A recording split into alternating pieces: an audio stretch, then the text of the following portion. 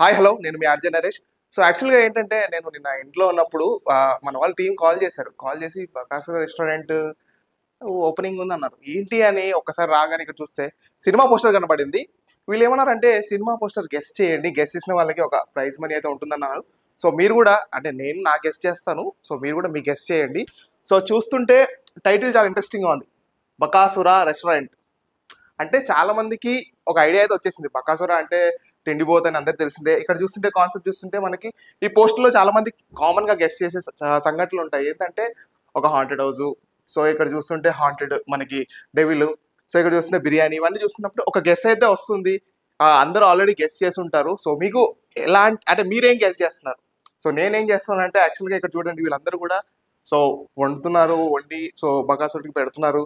So ఆ దయ్యంకి పెడుతున్నారా, లేదంటే ఆ దయ్యం ఇతరుల్లోకి వచ్చిందా? సో చాలా క్వశ్చన్స్ ఉంటాయి. సో నాకేమనిపించిందంటే ఇది ఒక కామన్ అందరికీ గెస్ట్ చేసే కాన్సెప్ట్, కానీ డైరెక్టర్ గారు ఏమంటారంటే ఇది కాదు అని కూడా అంటున్నారు. సో చూద్దాం మరి మూవీ రిలీజ్ అయిన తర్వాత ఎవరు గెస్ట్ చేశారు. సో గెస్ట్ చేసిన వాళ్ళు కూడా మంచి ప్రైజ్ మనీ ఉంటుందంట. సో అందరు కూడా గెస్ట్ చేయండి ఖచ్చితంగా. మీరు కూడా ఇన్స్టాగ్రామ్లో #బకాసుర రెస్టారెంట్ అని ట్యాగ్ చేసి సో మీ అందరూ కూడా గెస్ట్ చేసి కామెంట్లో కూడా మీరు చెప్పొచ్చు మీకు గెస్ట్ చేస్తే కనుక. సో అది థ్యాంక్ యూ సో మచ్.